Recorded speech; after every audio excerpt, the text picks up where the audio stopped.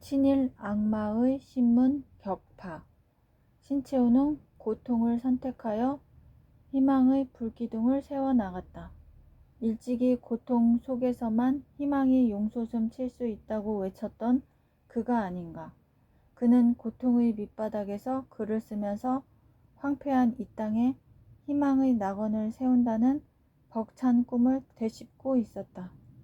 비록 외국인이었지만 한국의 독립과 주권 수호를 위해 헌신하였던 배설 사장은 1909년 5월 1일 36세의 젊은 나이로 이 멀고 먼 땅 서울에서 최후를 마쳤다. 단재를 비롯하여 그와 함께 일해온 애국지사들의 슬픔은 몹시 컸다. 한국의 은인으로 신문을 통한 독립운동에 실로 잊지 못할 공을 쌓은 푸른 눈의 언론인이었다. 원래 배설은 일본에서 활약하던 무역업자에 불과했다. 그러던 어느 날 친일 영국 신문의 특파원이 되어 한국 땅을 밟으면서 그의 운명은 뒤바뀌었다. 이 무렵 민족 진영의 최고 농객이자 우국지사였던 양기탁, 박은식, 신채호 등의 우국 충정의 감명을 받으면서 의병들의 목숨 건 항일운동을 보면서 깨우친 바가 컸다. 곧 격동하는 역사의 현장에서 그는 완전히 새로운 사람으로 다시 태어날 수 있었다. 어쩌면 비로소 참된 자신을 발견한 것인지도 몰랐다.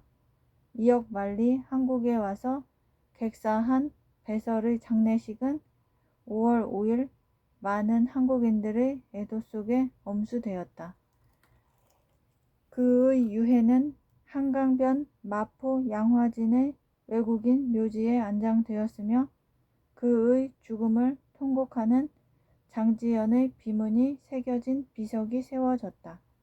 한편 대한매일신보에서는 고인이 된 사장을 추모하여 애도 기사를 실었는데 이때 여상고비라는 표현을 쓴 것이 크게 말썽이 되었다. 일진회 기관지인 국민신보와 이완용 내각의 신문인 대한신문에서 평소 원수처럼 으르렁거리던 민족지 대한매일신보의 트집을 잡았다. 여상고비라는 표현은 왕이 세상을 떠났을 때만 쓰는 말이라며 독자 투고란까지 동원하여 연일 떠들어댔다. 그러자 일반 독자층에서까지 이를 오해하여 신보를 비난하는 한편 신문사까지 찾아와 난동을 부리는 무리도 있었다. 가뜩이나 사장을 잃고 슬픔에 빠져있던 신문사는 큰 곤경에 처하고 말았다. 이에 단재는 문제의 사설을 그 특유의 해박한 고증을 들어 해명할 뿐더러 이를 중상모략한 친일신문에 대하여 분연히 붓을 들었다. 국민, 대한 두 악마의 머리에 일봉을 가한다와 석호라, 우용택 씨의 국민, 대한, 양, 마보의 사냥개 대미여 등의 논설을 통해 그는 국민, 대한 두 신문을 마보 즉 악마의 신문이라고 가차없이 질타했다. 이 통쾌한 논설로 일반 독자의 오해가 풀린 것은 물론 그들의 친일 신문에 대한 증오를 부채질하는 결과가 되었다. 해가 바뀌는 제야에는 밤을 뜬 눈으로 지새야 한다는 전래의 풍속이 있다.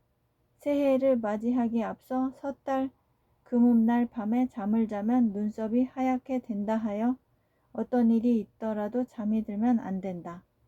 50년 전만 해도 수세를 한다고 하여 묵은 해를 반성하고 새해를 맞이하는 호부를 다스리며 밤을 지새우는 풍속이 살아있을 때였다. 하룻밤만 지나면 단재도 30줄로 접어드는 날 밤이었다. 가회동에 있는 변형만의 집에는 깊어진 밤만큼이나 거나해진 술자리가 벌어지고 있었다. 이들은 이날 함께 수세를 하기로 하고 모여 술잔을 돌리며 시국담을 나누는 중이었다. 그런데 초반부터 모두들 술을 너무 과하게 마셔 이제 막 자정을 넘겼는데 눈동자들이 풀어지고 있지 않은가. 우리가 오늘 밤 수세하기로 한 이상 무슨 일이 있어도 밤을 꼬박 새워야 한단 말일세. 단재가 먼저 나서서 다짐을 받았다.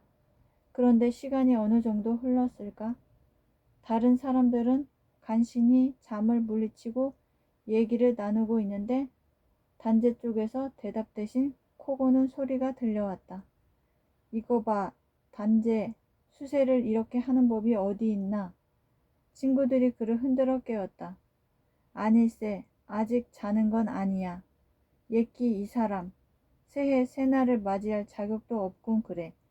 그러자 단재는 좀처럼 잠이 깨지 않는지 꺼져가는 목소리로 여보게들 우리 잠자면서 수세합시다 그려 하고는 다시 깊은 잠속으로 빠져드는 게 아닌가.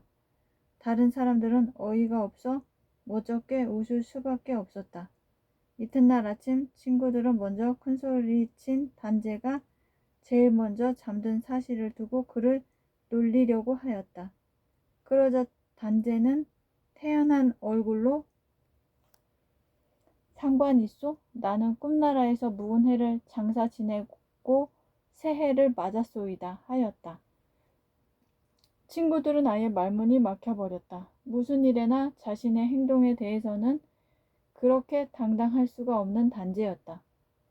주의, 주장도 좀처럼 다른 사람에게 말려드는 법이 없는 고집불통이었다.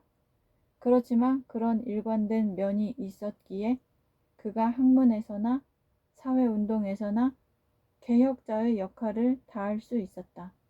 적극적이고 강한 고집을 가진 단재는 혁명의 칼을 빼고 나올 만한 늠름한 청년들이 이 땅에서 많이 나오기를 대망하였다. 재래의 낡고 썩어빠진 도덕이나 윤리를 불살라 없앨 수 있는 과단성을 지닌 청년들이 나와 이 나라에 새로운 철학을 세워주기를 희망하여 계속 대한매일신보의 논설란을 메워 나갔다.